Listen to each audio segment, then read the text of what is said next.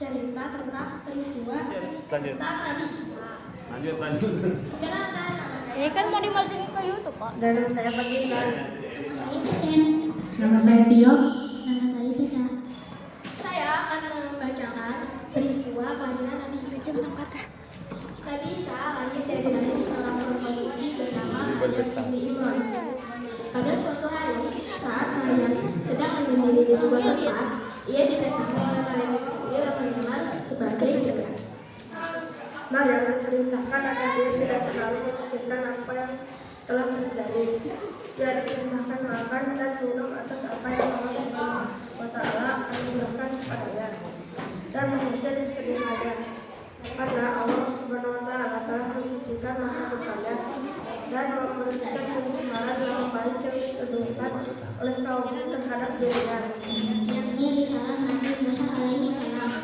Sejak usia 6 tahun, Nabi Isa sudah memasuki perguruan Taurat. Ia memahami hukum Taurat lebih cepat dibandingkan dengan anak-anak seusianya. Di perjalanan, Isa melarang pengikutnya membawa tongkat, bekal, uang, dan senjata. Ia dapat menyembuhkan orang sakit dan menyembuhkan orang buta. 4. Menghidupkan orang mati. 5. Berjalan di permukaan air. 6. Dapat memberitahu manusia tentang apa yang mereka makan dan apa yang mereka simpan di dalam rumahnya. Yang diberikan Allah kepada Musa adalah kemampuan mengubah tongkat menjadi ular hingga membelah lautan. Musa termasuk nabi dan rasul ulul azmi, sebab memiliki kesabaran dan ketangguhan hati dalam menghadapi Fir'aun. Penasaran dengan kisah Nabi Musa alaihissalam? Berikut kisahnya. Ketakutan dan memerintahkan untuk membunuh bayi laki-laki keturunan Bani Israel yang lahir. Suatu hari ibunya lupa menarik peti dan membuat Musa terbawa arus sungai. Peti tersebut terbawa hingga istana dan ditemukan oleh Aisyah, istri Fir'aun. Aisyah yang mandul ingin merawat bayi malang tersebut dan membawa bayi Musa ke hadapan Fir'aun. Namun bayi Musa menolak semuanya. Hingga suatu ketika ibu kandung Musa mengetahui berita tersebut. Ia segera ke istana untuk menyusui anaknya. Pada puncaknya, Fir'aun mengakui dirinya sebagai Tuhan. Atas seizin Allah, Nabi Musa dan pengikutnya pergi dari Mesir untuk menuju Syam. Mendengar kabar kepergian Musa, Raja Fir'aun murka dan bersama tentara yang mengejar Nabi Musa.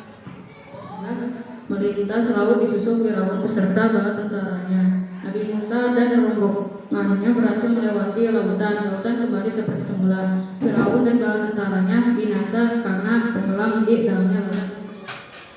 950 tahun. Nabi Nuh lahir saat umatnya masih dalam kondisi menyembah berhala berupa patung-patung yang diberi nama Wad dan Sudah, Yakut, dan Nasr. Dengan kebesaran Allah melalui tumbuh-tumbuhan, hewan, dan air yang mengalir, perubahan siang dan malam. Terhadap Nabi Nuh terkait akan ada banjir besar dengan dibantu sejumlah kaum yang menerima zakat tauhid. Nabi Nuh menciptakan bahtera yang sangat besar. Tersebut diketahui orang-orang zalim. Mereka mengejek Nabi Nuh, mencaci makinya dengan kalimat hinaan. Nabi Nuh alaihissalam yang dimana air bah membinasakan seluruh kaum kafir dan akhirnya air bah pun surut. Assalamualaikum warahmatullahi wabarakatuh. Nabi Muhammad lahir pada tahun 570 Masehi di Makkah. Ayahnya bernama Abdullah dan ibunya bernama Aminah.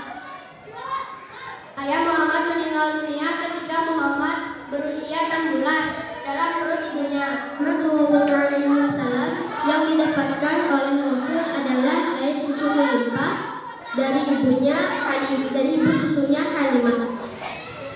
Sebenarnya tubuh Halimah kurus dan kering, namun pada saat menyusui Muhammad, ASI yang keluar sangat deras dan berbeda. keadaan yang sempurna dan terlindungi dari godaan setan.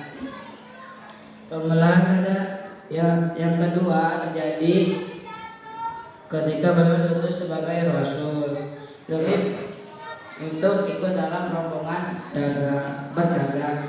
Tak sama seperti kita Taurat, Zabur dan Injil yang hanya berlaku pada zaman tertentu, Al-Quran memiliki keistimewaan, yakni dijaga keasliannya oleh Allah Subhanahu Wa Taala sebagai pedoman dan rahmat bagi sebelum Bayi Ibrahim dapat bertahan hidup selamat dari incaran prajurit Babylon. Setelah keadaan aman dan bayi sudah besar, maka orang tuanya berani mengeluarkannya dari gua. Nabi Ibrahim merasa sendiri dan mengadu kepada Allah di balik alam nyata, yaitu alam gaib. Kemudian Nabi Ibrahim melanjutkan dakwahnya. Nabi Ibrahim pergi ke penduduk kota Babilonia. Namun para penduduk menentang seruan Nabi Ibrahim dan tetap menyembah Allah. Namun dia mengalahkan kapalnya di batu yang paling besar itu. Dari Nabi Ibrahim dan membawanya ke pengadilan dalam persidangan Raja Namrud, bertanya alasannya menghancurkan berhala. Menerima siksaan Allah, tiba-tiba datang ribuan nyamuk menyerang mereka. Terima kasih telah mendengarkan. Mohon maaf apabila ada salah. Semoga bermanfaat. Wassalamualaikum